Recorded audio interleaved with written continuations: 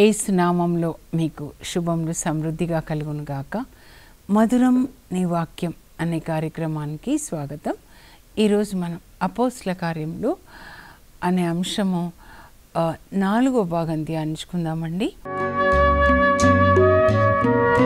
మధురం మధురం నీ వాక్యం నా త్రోవకు దీపం నీ వాక్యం. 5వ అధ్యాయం 6వ అధ్యాయం 2 అధ్యాయాలు ఈరోజు మనం ధ్యానించుకుందాం. నిన్న 3వ భాగంలో 3వ అధ్యాయం 4వ అధ్యాయం అయిపోయింది. ఈరోజు ముగించే ముందు కూడా ఒకసారి 6 అధ్యాయాలు 1 నుంచి కొద్దిగా మనం చూద్దాము. మీరు జాగ్రత్తగా చదువుకోవాలి. మీరు యేసు ప్రభుని ప్రేమిస్తే ఆయనకి మీరు మొదటి స్థానాన్ని ఇస్తారు. ఆయన ఆజ్ఞలన్నీ పాటిస్తారు. అపోస్తల కార్యాలు అప్పుడు జరిగింది కాదండి, ఇప్పుడు కూడా జరుగుతుంది. ప్రతిరోజు పెంతెకొస్తే మనకి ప్రతిరోజు మనం అభిషేకాన్ని పొందుతాం. ప్రతిరోజు పరిశుద్ధాత్మదేవుడు అద్భుత కార్యాలు జరిపిస్తున్నారు. ప్రతిరోజు మరి దేవుని రాజ్యంలోనికి వచ్చే వాళ్ళ సంఖ్య పెరుగుతూనే ఉంది. యేసు ప్రభుని అంగీకరించి దేవునితో కనెక్ట్ చేయడం అన్నమాట. పరిశుద్ధాత్మ దేవుని పని ఏంటంటే అందరినీ యేసు ప్రభుతో కనెక్ట్ చేస్తాడు. ఆయన ద్రాక్షవల్లి, ఒక్కొక్కరు రెమ్మలు అన్నమాట. ఈ పరిశుద్ధాత్మ దేవుని పని పెంతెకోస్తు అనుభవం ప్రతిరోజు అన్నమాట. ఈరోజు మీరు కూడా అనుభవించాలి పరిశుద్ధాత్మని. అయితే 5వ అధ్యాయంలో ఒక దంపతులండి, ఈ క్రైస్తవ సంఘం ఉంది కదా, 5,000 మంది మగవాళ్ళు. అందులో ఒక దంపతులు అన్నమాట. వాళ్ళ పేరు ఏంటంటే అనానియా, సఫీరా. వాళ్ళ పేర్లు కూడా ఇచ్చారు. వీళ్ళిద్దరూ అపోస్తలకి వాగ్దానం చేస్తారు. మాకు 1 ఎకరం పొలం ఇక్కడ ఉంది, ఇది మేము చర్చికి ఇచ్చేస్తాము అని వాగ్దానం చేస్తారు. పేతురు సరే అంటాడనమాట. వాళ్ళు పెద్ద దాని మీద ఏం పట్టించుకోరు. మీరు 4వ అధ్యాయం చదివితే 32 నుంచి 37 వరకు అనమాట. విశ్వాసులందరూ ఒకే మనసు, ఒకే హృదయంతో ప్రేమ కలిగి వాళ్ళకున్నది పంచుకుంటూ ఉన్నారు. వాళ్ళ ఆస్తులు అమ్మి అపోస్తుల దగ్గరికి ఆ డబ్బు ఇస్తుంటే అపోస్తులు ఈ 5,000 కుటుంబాలు అన్నమాట. పురుషులు 5,000 అంటే 5,000 కుటుంబాలు. స్త్రీలు ఉంటారు, తర్వాత పిల్లలు ఉంటారు కదండి. ఎవరికి ఏ అవసరమో పంచిపెడుతున్నారు. తర్వాత ఏ కాలనీలో ఉన్న వాళ్ళు ఒక చోట చేరి కలిసి ప్రార్థించుకుంటూ, వాళ్ళు కలిసి భుజిస్తూ సంతోషంగా వినయంగా వాళ్ళు జీవిస్తున్నారు. అందులో ఈ విశ్వాసులందరిలో ఒకరు ఎక్సలెంట్ అన్నమాట, అవుట్ స్టాండింగ్ పర్సన్ ఎవరంటే బర్నబా అండి. ఆయన అసలు పేరు యోసేపు అన్నమాట. సైప్రస్కి చెందిన లేవీయుడు. ఆ సైప్రస్ కూడా నేను పౌలు సువార్త ప్రయాణాల్లో చూపిస్తా అండి. అయితే ఆయన ఏం చేస్తాడంటే, ఈ యోసేపు ఆయన పేరు, కానీ అపోస్తులు ఆయనని బర్నబా అని పిలుస్తారు. బర్నబా అంటే ఉత్సాహపరచువాడు, మ్యాన్ ఆఫ్ ఎంకరేజ్మెంట్ అన్నమాట. ఎందుకంటే వీళ్ళు ఊరికే చెరసాల్లో పెడుతున్నారు చూడండి. ప్రతిసారి చెరసాల్లో, ఇప్పుడు కూడా చెరసాల్లో పెడతారనమాట. అందువల్ల బర్నబా ఏమంటాడంటే, మీరు భయపడొద్దు, ప్రభు మీకు తోడుగా ఉన్నారు, వీళ్ళెవరు మిమ్మల్ని ఏం చేయలేరు, ఎవరు ఈ అగ్నిని ఆపలేరు. ఈ అగ్ని ప్రేమ సువార్త ప్రపంచం అంతటా కూడా వ్యాపిస్తుంది. యేసు ప్రభు ప్రేమతో ప్రపంచం అంతా నింపబడుతుంది. ఎవరు కూడా మిమ్మల్ని ఏం చేయలేరు, చెరసాలలు ఏం చేయలేవు, చెరసాల తలుపులు మిమ్మల్ని ఏం చేయలేవు అని ఉత్సాహపరుస్తాడండి. అందుకని వాళ్ళు ఆయన పేరు యోసేపు అయితే మార్చి బర్నబాని పెడతారు. ఆయన ఏం చేస్తాడు తెలుసా, సైప్రస్లో తనకున్న ఆస్తంతా, పొలాలు, ఇల్లు అంతా అమ్మి అంతా డబ్బు తీసుకొచ్చి అపోస్తలకి ఇస్తాడండి. ఇదిగో ఈ సంఘంలో 5,000 కుటుంబాలు ఉన్నాయి, వాళ్ళ కొరకు ఇవి వాడండి అని. మొత్తం అంటే హృదయంలో యేసు ప్రభువే ఉన్నాడనమాట. లోకం లేదు, ధనం లేదు. అప్పుడు బర్నబా అలా ఇవ్వడం చూసి చాలామందికి ఇంకా ప్రేరణ వస్తుందన్నమాట. అలా వీళ్ళకి కూడా ప్రేరణ వస్తుంది. అనానియా, సఫీరా అనే వాళ్ళకి.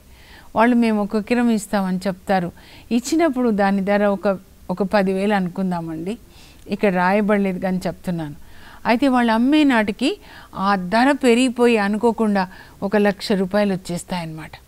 అప్పుడు ఇంకా సైతాన్ చూడండి ఎలాగైనా ఈ సంఘంలోకి ప్రవేశించాలి, వీళ్ళలో ఒక ఆలోచన పెడతాడు. మనం ఏదో 10,000 వస్తుంది, 10,000 ఇద్దాం అనుకున్నాం, అనుకోకుండా ఇంత ధర వచ్చింది కదా, ఏం చేద్దాం సఫీరా అడిగి ఉంటుందేమో అననీయ అని. 50,000 వచ్చిందని చెప్దామా అండి అంటే సరే అండి, మరి ఇద్దరం ఒకటే చెప్పాలి, ఎందుకంటే మీరు ఒకటి నేను ఒకటి చెప్తే బాగుండదు కదా, సేమ్ అబద్ధాలు చెప్పాలి. ప్లాన్ చేసుకుంటారండి. 50,000 వచ్చిందని 50,000 తీసుకొని అననీయ అంటాడు, నేను ముందు వెళ్తాను, నువ్వు తర్వాత రా అని చెప్పేసి. సఫీరా అంటుంది సరే అంటుంది అనమాట. అప్పుడు అననీయ ఆ డబ్బు తీసుకొని అపోస్తుల దగ్గరికి వస్తాడనమాట.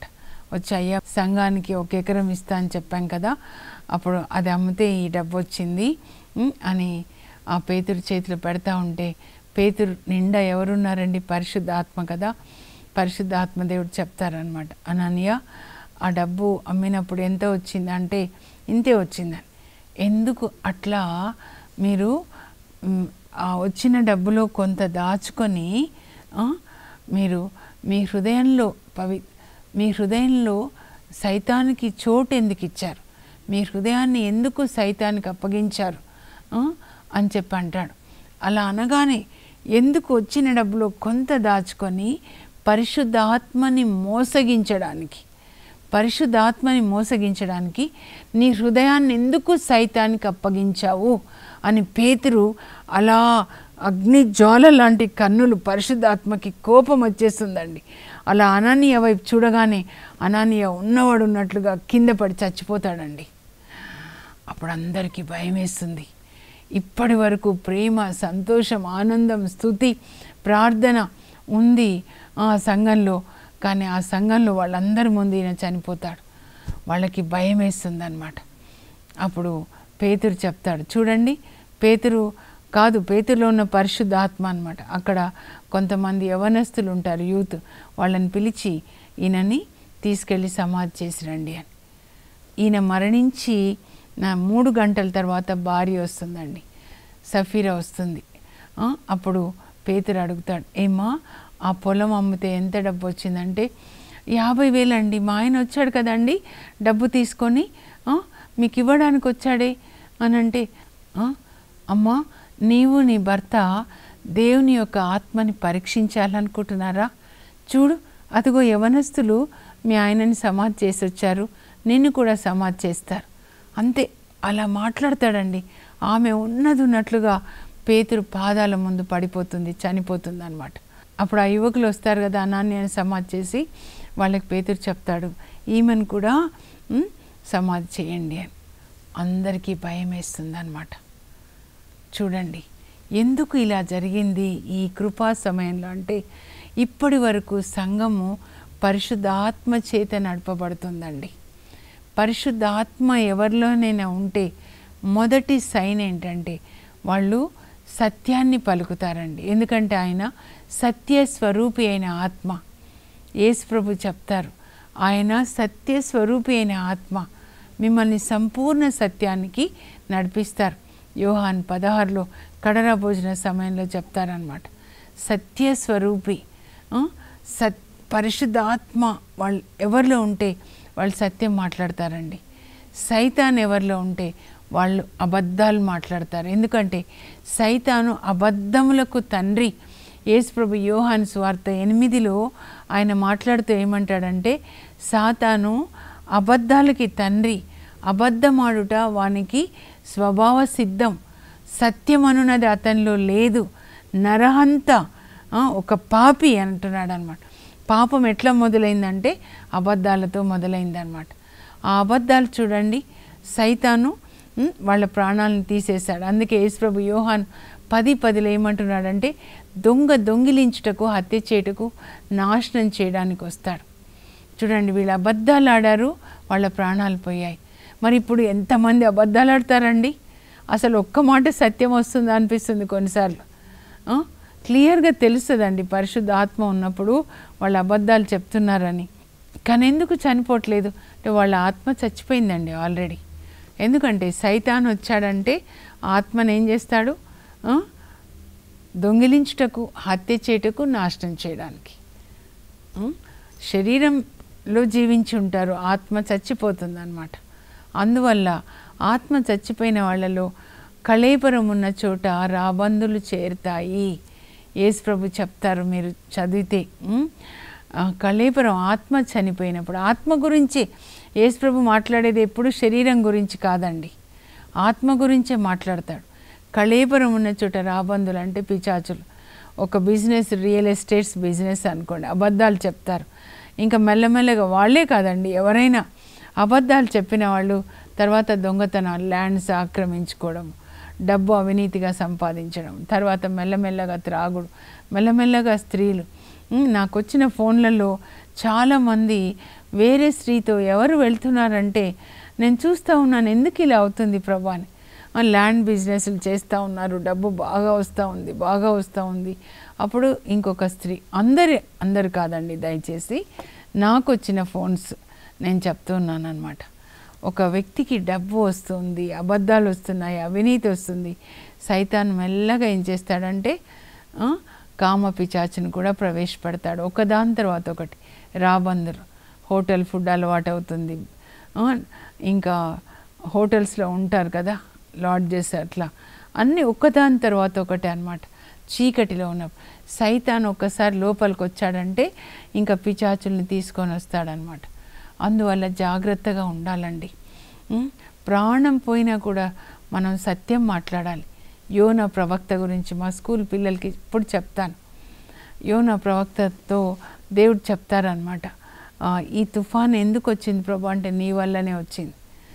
మరి ఎలా పోతుంది ప్రభు అంటే నిన్ను సముద్రంలో వేస్తే నేను తుఫాన్ తీసేస్తాను. దేవుడు నువ్వు ఇటెళ్ళయ్యా అని చెప్తే నీనవేకి ఆయన సొంత బిజినెస్, సొంత చిత్తం ఇలా వెళ్తాడు తర్షీష్కి అనమాట, ఓడలో టికెట్ కొని. అందువల్ల తుఫాన్. అయితే ఎలా తీసేస్తారు ప్రభు అంటే నిన్ను వాళ్ళు సముద్రంలో పడేస్తే తీసేస్తాను. వాళ్ళు అడుగుతారు మిగతా ప్రయాణికులు, ఎలా తీసేస్తారు ప్రభు, ఎలా ఈ తుఫాన్ శాంతిస్తుందంటే నన్ను సముద్రంలో పడేస్తే తీసేస్తా అన్నారు. అప్పుడు అలాగే సత్యం పలుకుతాడు, వాళ్ళు సముద్రంలో పడేస్తారు. కానీ దేవుడు సముద్రం అడుగున నుంచి ఆయనని కాపాడతారండి. తర్వాత మళ్ళీ ఆయనని బలంగా వాడుకుంటారనమాట. మీరు సముద్రం అడుక్కిపోయిన మీ పరిస్థితి అలా ఉన్నా, ఆరోగ్యం కావచ్చు, ఆర్థిక సమృద్ధి కావచ్చు, ఏ ఆర్థిక ఇబ్బందులు కావచ్చు, కానీ మీరు సత్యం మాట్లాడండి, కోర్టులో కూడా మిమ్మల్ని దేవుడు కాపాడతారండి. సత్యమే వజయతే మన ఇండియన్ మోటో అన్నమాట. మా స్కూల్ పిల్లలకి నేను ముందు చెప్పేది ఇదే. నేను చిన్నప్పుడు మా స్కూల్లో టీచర్లు చెప్పింది కూడా అదే, సత్యం మాట్లాడాలి. యేసుప్రభు కూడా నేను సత్యం అంటారు, మనం కూడా సత్యం మాట్లాడాలి. అబద్ధాలు ఆడి ఇక్కడ ప్రాణం పోగొట్టుకున్నారు అనానియా, సఫీరా. కానీ మనకెన్ని అబద్ధాలు ఆడినా కూడా ఇంకా ఆస్తులు వచ్చేస్తున్నాయి అనుకుంటారేమో. ఆత్మ చంపబడి సైతాను ఎవరి హృదయంలో ఉంటే, పిచాచులు ఉన్నప్పుడు ఈ పిచాచి సంబంధించిన పనులు తినుట, ఏం తినాలి, ఏం త్రాగాలి, ఏం ధరించాలి, ఇంకా అవన్నీ అపవిత్రత. కొలోసి 3:5లో చెప్తారు, అపవిత్రత, జారత్వము, ధనాశ, విగ్రహారాధనకి మరో పేరు, ఇవన్నీ వచ్చి చేరుతూ ఉంటాయన్నమాట. కనుక జాగ్రత్తగా ఉండాలండి. అందుకే దేవుడు ఏం చేశారంటే, పరిశుద్ధాత్మ దేవుడు ఈ సంఘం అంతా పరిశుద్ధంగా ఉంది, మరి సైతాను వీళ్ళిద్దరిలో ప్రవేశించాడు, ఒక చేదైన వేరు అన్నమాట. అప్పుడు సంఘం అంతా కూడా అది వ్యాపించకుండా, మిగతా వాళ్ళలోకి వెళ్లకుండా వాళ్ళని ఆ సంఘంలో నుంచి వేరుపరిచాడనమాట. అప్పుడు అందరికీ భయం వేస్తుంది. కానీ ఇక్కడ అపోస్తలుల ద్వారా దేవుడు అనేక అద్భుత క్రియలు చేస్తున్నారండి, ఆశ్చర్య క్రియలు చేస్తున్నారంట. అప్పుడు అందరూ కూడా ఎలా స్వస్థతలు జరుగుతున్నాయి, ఎలా ఇలా అద్భుతాలు జరుగుతున్నాయి.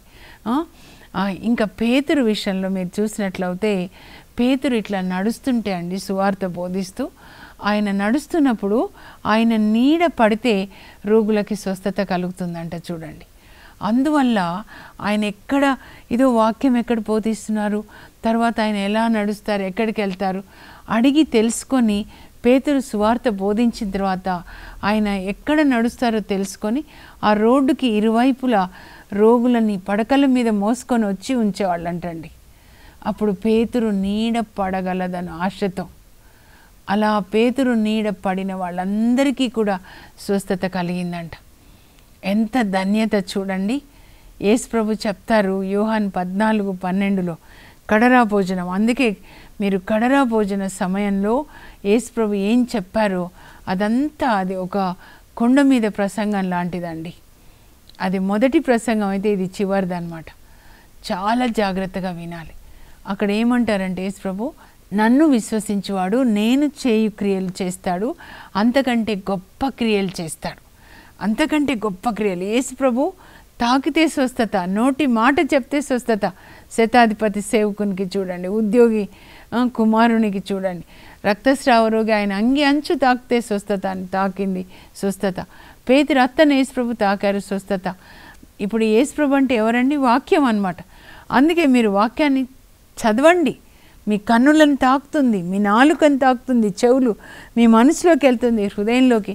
అక్కడి నుంచి మీ రక్తంలో వాక్యం వెళ్ళిందంటే మీకు స్వస్థత కలుగుతుందన్నమాట.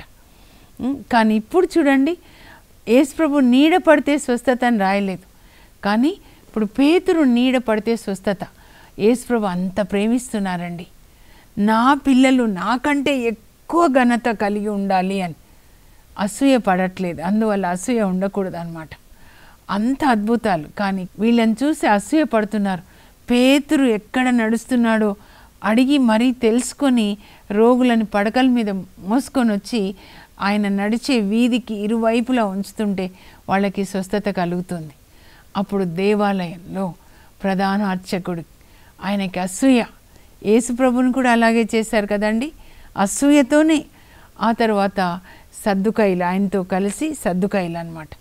వీళ్ళు ఏమనుకుంటారంటే వీళ్ళని ఇట్లా వదిలేస్తే ప్రజలందరూ వాళ్ళ వెనకాల వెళ్ళిపోతారు, ఇంకా దేవాలయం ఖాళీ అయిపోతుంది. కనుక వాళ్ళు అసూయతో అపోస్తులందరినీ 12 మందిని బంధించి చెరసాల్లో పెడతారండి. అప్పుడేమో ఇద్దరినే, పేతురు ఆ తర్వాత యోహాన్, 3వ అధ్యాయంలో అన్నమాట. కుంటివానికి స్వస్థత కలిగింది కదా, దేవాలయంలో ప్రసంగించేటప్పుడు బంధించి చెరసాల్లో పెడతారు. ఇప్పుడు వీళ్ళని అందరినీ కూడా 12 మందిని బంధించి చెరసాల్లో పెడితే చెరసాల ఆపుతుందా అండి? పరిశుద్ధాత్మ దేవుణ్ణి దేవుడు దూతను పంపిస్తారు, పరలోకం నుంచి పంపించి ఆ దూత ఏం చేస్తాడు? తలుపులు తెరుస్తాడు. చెరసాల తలుపులు తెరిచి వాళ్ళతో ఏం చెప్తాడంటే, మీరు దేవాలయంలోకి వెళ్ళి యేసు ప్రభు యొక్క పునరుత్థాన శక్తిని గురించి నా సువార్త అందరికీ చెప్పండి. దేవుడు యేసు ప్రభుని ఎలా లేపారో మనల్ని కూడా లేపుతారు. మీలో ఒక కిడ్నీ పాడైపోయిందా? ఆ పరిశుద్ధాత్మ కొత్త కిడ్నీ, పునరుత్థాన శక్తి అంటే అదే. ఎండిపోయిన చెట్లు వర్షం వస్తే ఎట్లా మళ్ళీ పచ్చగా అవుతాయో, పునరుత్థాన శక్తి అంటే మీ శరీరంలో ఏదైనా భాగం పాడైనా, మీ ఆత్మ పాడైనా మరలా పునరుత్థానం, మరలా జీవం. అందుకే నేనే పునరుత్థానంను జీవంను.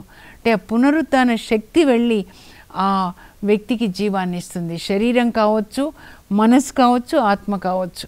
అర్థమవుతుంది కదా నేను సరిగ్గా చెప్తున్నానా లేదా? కొన్నిసార్లు నాకే అనిపిస్తుంది అన్నమాట. పునరుత్థాన శక్తి అంటే ఎక్కడ మరణించుందో ఆ భాగానికి మళ్ళా శక్తి అన్నమాట. అప్పుడు అపోస్తులందరూ కూడా దేవాలయంలో బోధిస్తూ ఉంటారు. వీళ్ళేం చేస్తారు? ఈ ప్రధాన అర్చకుడు, సద్దుకయ్యులు మళ్ళా విచారణ సభను పిలుస్తారు.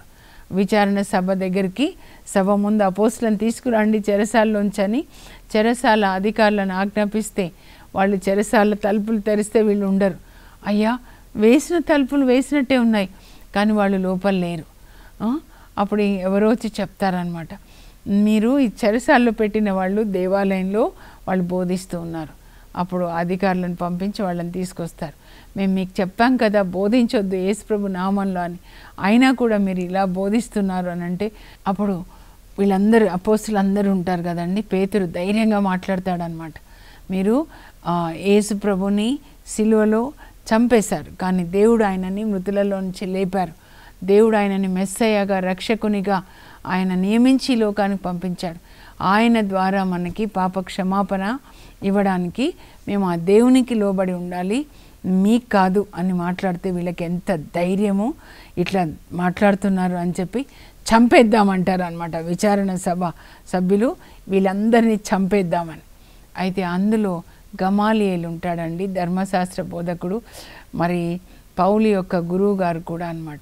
అప్పుడు ఆయన అంటాడు, వద్దు అలా చేయకూడదు, ఇది మానవ ప్రయత్నం అయితే అదంతట అదే ఆగిపోతుంది. ఇంతకుముందు కూడా మనం తెయోద అనే వ్యక్తి చూసాం, గబా ప్రజల్లో ఒక విప్లవాన్ని లేవదీశాడు, ఒక గుంపును తయారు చేశాడు, కానీ ఆయన చనిపోయిన తర్వాత అది ఆగిపోయింది ఆ ఉద్యమం. ఇంకొక వ్యక్తి యూదా కూడా అలాగే జరిగింది. ఒకవేళ ఈ అపోస్తులు కూడా ఇలా అద్భుతాలు చేస్తూ సువార్తను బోధిస్తూ ఉన్నారు, ఇది మానవ ప్రయత్నం అయితే అదంతటదే ఆగిపోతుంది. ఒకవేళ ఇది దైవ ప్రయత్నం అయితే దాన్ని ఎవరు ఆపలేరు. అలాగే మీరు వాళ్ళని వ్యతిరేకించారంటే దేవునికి వ్యతిరేకంగా మీరు పోరాటం చేస్తున్నారు.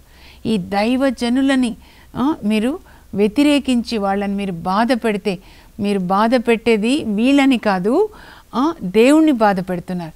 దేవునికి వ్యతిరేకమైన పోరాటం కనుక మీకు కష్టమవుతుంది, శ్రమలు వస్తాయని గమాలియేలు చెప్తాడండి.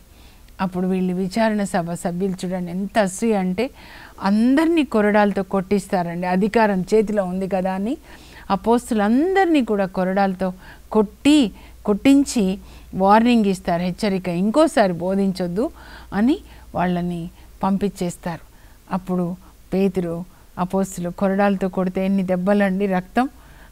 యేసు ప్రభు కొరకు మేము శ్రమ పడడానికి కృప మాకు దొరికింది అని చెప్పి వాళ్ళు సంతోషపడతారనమాట. ఆ తర్వాత 6వ అధ్యాయం కొంచెం చూద్దామండి. ఈ సంఖ్య పెరుగుతూ ఉంది, వీళ్ళు సువార్త బోధిస్తూ ఉంటే.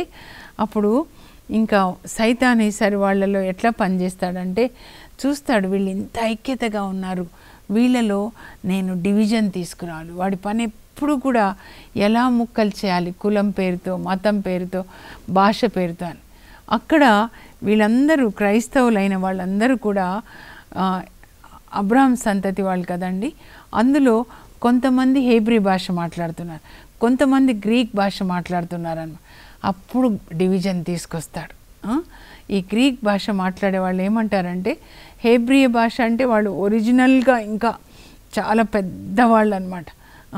ఏంటి మీరు మా విధవరాళ్ళకేం సహాయం ఇవ్వట్లేదు, హెబ్రీ భాష మాట్లాడే వాళ్ళకేమో సహాయం చేస్తున్నారు, మేము గ్రీక్ మాట్లాడుతున్నామని మాకు సాయం రావట్లేదు అని గొనగడం ప్రారంభిస్తారు. అప్పుడు పేతురు అపోస్తులు వాళ్ళకున్న పరిశుద్ధాత్మ శక్తి గమనిస్తారు సైతాను ఏ విధంగా డివిజన్ తీసుకొస్తున్నాడు.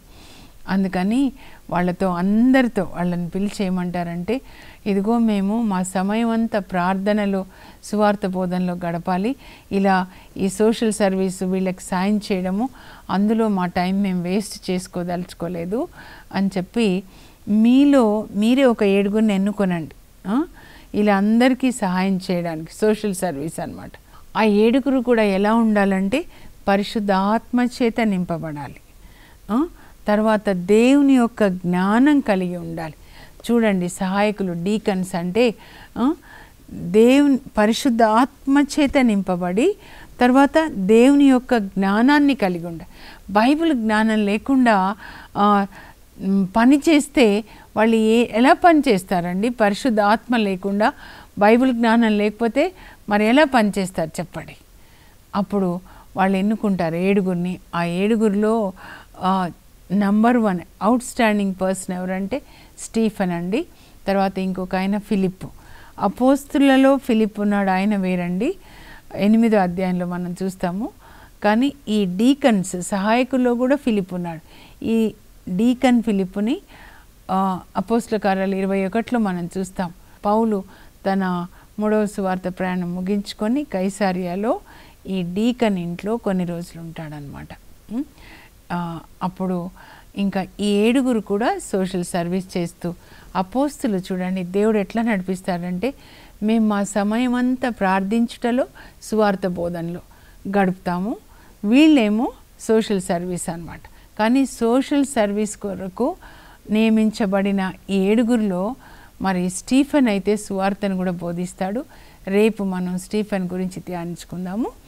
ఇప్పుడు ప్రార్థన చేసుకుందాం. పరలోకపు మా తండ్రి, మీ పరిశుద్ధ నామమునకు స్తోత్రం కలుగును గాక. ప్రభా, మీరు అపోస్తుల ద్వారా ఎన్ని అద్భుత కార్యాలు చేస్తున్నారు. పరిశుద్ధ ఆత్మదేవ, పేతురు నీడ పడితే కూడా రోగులకి స్వస్థత కలుగుతుంది. ఒకవైపు వాళ్ళు బలంగా మీ చేతిలో వాడబడుతున్నారు, అలాగే సైతాను వాళ్ళకి ఎన్ని శోధనలు తీసుకొస్తున్నాడు.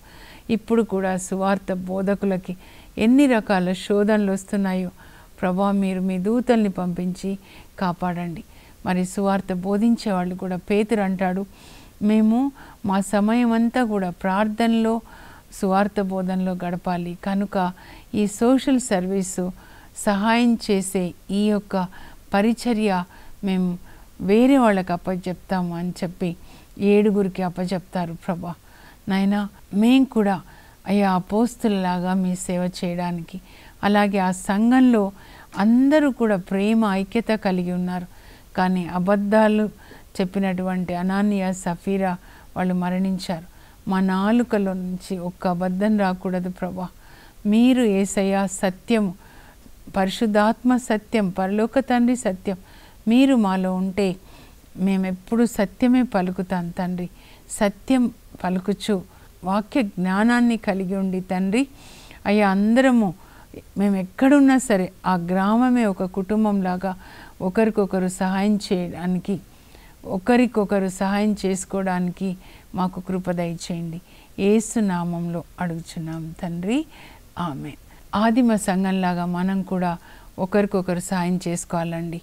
అలాగే అపోస్తుల సహవాసంలో వాళ్ళు దేవుని వాక్యాన్ని వింటూ ఉన్నారు, ప్రార్థన చేస్తూ ఉన్నారు, అందరూ ఒకే మనసుతో దేవుని ఆరాధిస్తూ ఉన్నారు, సంతోషము వినయం కలిగి వాళ్ళు జీవిస్తూ ఉన్నారు. దేవుడు వాళ్ళ మీద ఆశీర్వాదాలు సమృద్ధిగా కుమరిస్తున్నాడు. మీకు తెలుసా 133వ కీర్తన ప్రకారం అందరూ సోదరులు ఎక్కడ ఐక్యమత్యంగా ఉంటారో అది దేవునికి ఎంతో రమ్యంగా ఉంటుందంట. పరలోకం నుంచి చూస్తే హెర్మోను కొండపై కురిసే మంచు లాంటిది, అహరోను తలపై పోయబడిన అభ్యంగన తైలం లాంటిది. ఆ చోట దేవుడు తన దీవెనలు కుమరిస్తారు. ఎక్కడ అన్నదమ్ముళ్ళు, అక్క చెల్లెళ్ళు, భార్య భర్తలు, అత్త కూడా కలిసి ప్రేమగా జీవిస్తారో ఆ చోట దేవుడు దీవెనలు కుమరిస్తారు. కనుక ఊరికే ప్రార్థన అని కాకుండా మీరు కలిసి జీవించండి, ప్రేమగా కలిసి భుజించండి, ప్రేమగా జీవించండి, అదే ప్రార్థన. God bless you. Have a blessed day.